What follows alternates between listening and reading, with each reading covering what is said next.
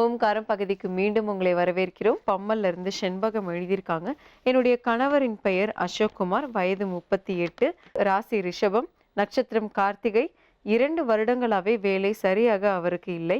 வாரத்தில் 2 அல்லது 3 நாட்கள் மட்டுமே அவருக்கு வேலை உள்ளது. அப்படியே அந்த வாரம் முழுவதும் வேலை இருந்தால் ஏதாவது செலவுகள் வந்துவிடும். என் பொண்ணுக்கோ அல்லது என் பையனுக்கோ உடம்பு சரியில்லாமல் ஆஸ்பத்திரி செலவுகள் வந்துவிடும், அல்லது என் வீட்டில் உள்ள பொருட்கள் அனைத்தும் ரிப்பேர் ஆகிவிடும். இது திருஷ்டியா என்பது என தெரியவில்லை. தாங்கள் தான் இதற்கு சரியான ஓர் தீர்வை எங்களுக்கு சொல்ல வேண்டும். என் கணவருக்கும் நிரந்தர வேலை கிடைக்க வழி சொல்லுங்கள் ஐயா. இவங்க கணவருக்கு நிரந்தர வேலை கிடைக்கிறதுக்கு என்ன பரிகாரம் செய்யலாம்னு சொல்லுங்க சுவாமிஜி. அது மட்டும் இல்லாம இவங்களுடைய குழந்தைகளுக்கும் உடல்நிலை சரியில்லாம இருக்குன்னு சொல்றாங்க. வீட்டில் உள்ள பொருட்களும் இந்த மாதிரியான பிரச்சனைகள் கொடுத்துட்டு இருக்குன்னு சொல்றாங்க. இவங்களுடைய எல்லா பிரச்சனைகள் தீர்றதுக்கு என்ன பரிகாரம் செய்யலாம்னு சொல்லுங்க.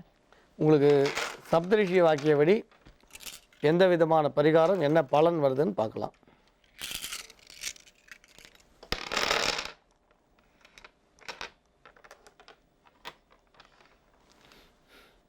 இப்போ உங்கள் ஜாதகத்தில் முக்கியமாக கவனிக்க வேண்டியது என்னென்னா, பூர்வ புண்ணிய ஸ்தானம் பலகீனமாக இருக்கிறதும், உங்களுக்கு பித்ருக்களுக்கு செய்ய வேண்டிய கடமைகளை சரியாக செய்யாத பித்ரு தோஷமும் காரணம்னு சொல்லுவோம்.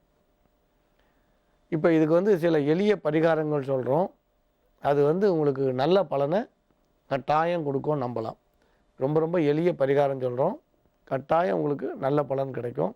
இங்கே தாம்பரம் பக்கத்தில் சரபேஸ்வரர் கோயில் இருக்குது. மாடம்பாக்கம்ன்ற ஊரில் சரபேஸ்வரர் ஆலயம் இருக்குது.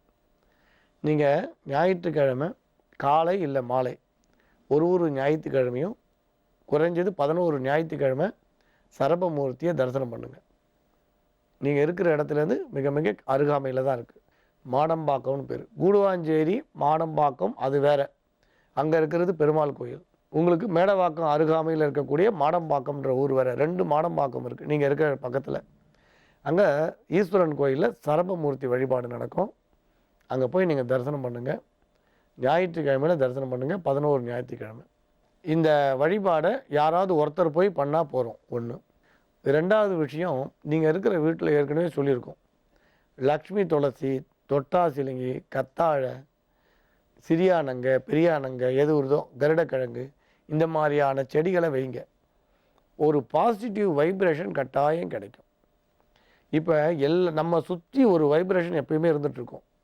அந்த வைப்ரேஷன்றது நமக்கு ப்ளஸ்ஸாக இருக்கும், சில நேரத்தில் மைனஸாக இருக்கும். இப்போ நீங்கள் பாருங்கள், ஒரு மழை காலங்களில் மனசு இதமாக இருக்கும், கடுமையான வெயில் காலங்களில் கொஞ்சம் வருத்தமாக இருக்கும்.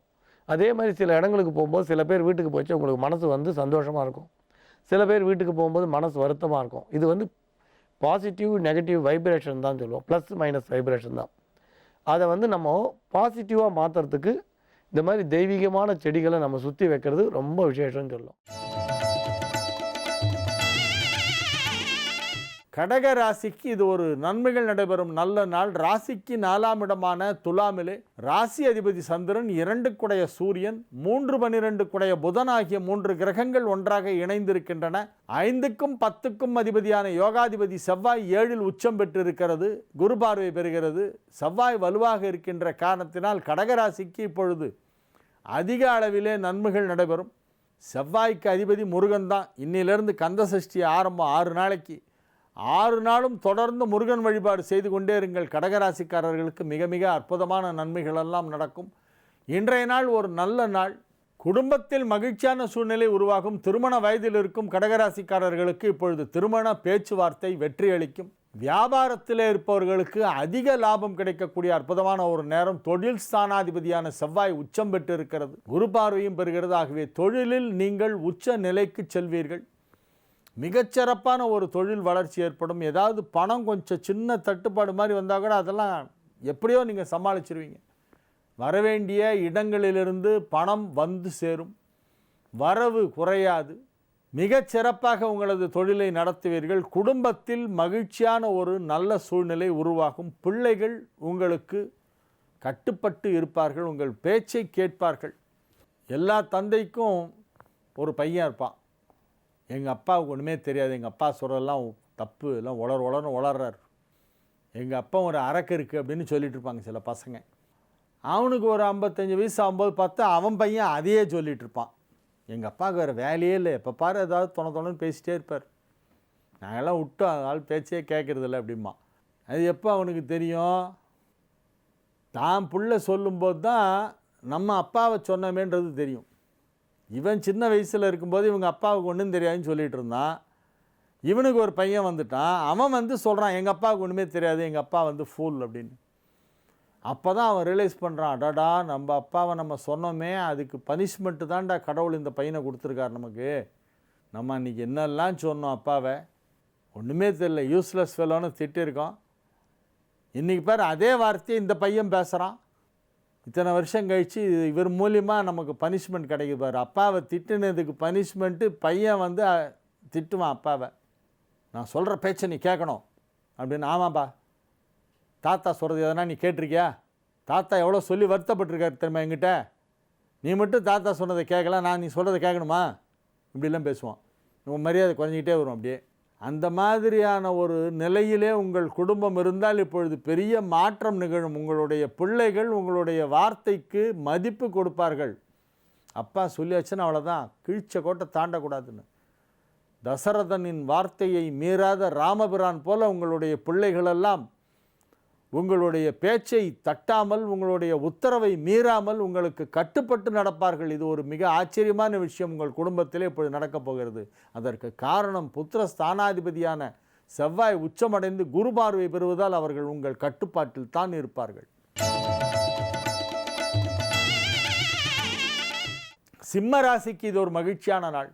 ராசிக்கு 3ஆம் இடத்திலே சந்திரன், ராசி அதிபதி சூரியன் மற்றும் புதன் ஆகிய 3 கிரகங்கள் ஒன்றாக இணைந்திருக்கின்றன. இந்த செவ்வாய் உச்சம் பெற்று குருபார்வை பெறுவது சிம்ம ராசிக்கு மிகப்பெரிய ஒரு நன்மையை செய்யும். 4ஆம் இடமான சுகஸ்தானத்திற்கும் 9ஆம் இடமான பாக்யஸ்தானத்திற்கும் அதிபதியான செவ்வாய் முழுமையாக நன்மை செய்யும் கிரகம் செவ்வாய் சிம்ம ராசிக்கு. கடகத்திற்கும் சிம்மத்திற்கும் செவ்வாய் முழுமையாக நன்மை செய்யும்.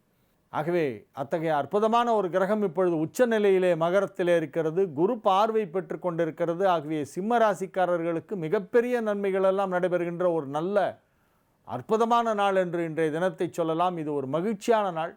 உங்களின் துன்பங்கள் எல்லாம் பறந்து போகும். துயர் போயின துன்பங்கள் என்று மகிழ்ச்சியாக இருப்பீர்கள். மகிழ்ச்சி கடலில் திளைக்கக்கூடிய ஒரு அற்புதமான நாளாக இந்த நாள் விளங்குகிறது. தொழில் ரீதியாக பெரிய ஒரு வளர்ச்சியை நீங்கள் பார்க்க போகிறீர்கள்.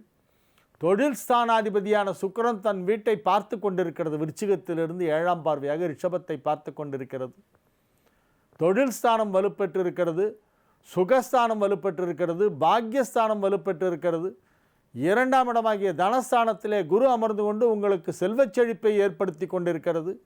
மாணவ மாணவியரின் கல்வி முன்னேற்றம் மிக சிறப்பாக இருக்கும். குடும்பத்தில் மகிழ்ச்சியான சுப நிகழ்ச்சிகள் எல்லாம் நடைபெறும். அனைத்து விதமான தொழிலில் உள்ளவர்களுக்கும் தொழில் ரீதியாக மிகப்பெரிய முன்னேற்றம் ஏற்படக்கூடிய அற்புதமான நாளாக இந்த நாள் விளங்குகிறது. கன்னி ராசிக்கு இது ஒரு மகிழ்ச்சியான நாள். ராசிக்கு 2ஆம் இடத்தில் ராசி அதிபதி புதன், லாபாதிபதி சந்திரன், விரையாதிபதி சூரியன் ஆகிய 3 கிரகங்கள் ஒன்றாக இணைந்திருக்கின்றன. எனவே நன்மைகள் நடைபெறக்கூடிய ஒரு நல்ல நாள். பொருளாதார நிலை சிறப்பாக இருக்கும். 2ஆம் இடமாகிய தனஸ்தானத்திலே லாபஸ்தானாதிபதி அமர்ந்திருப்பதால் பொருளாதாரத்தில் நல்ல முன்னேற்றம் ஏற்படும். எனினும் 8 வலுப்பெற்றிருக்கின்ற காலம் என்பதால் செவ்வாய் உச்சமாக இருக்கும் இந்த நேரத்திலே கன்னிராசிக்காரர்கள் கொஞ்சம் பணிவாக போகணும், சப்மிசிவாக இருக்கணும். எதிலுமே இப்போ எகிரவே கூடாது, அடக்கி வாசிக்கணும்.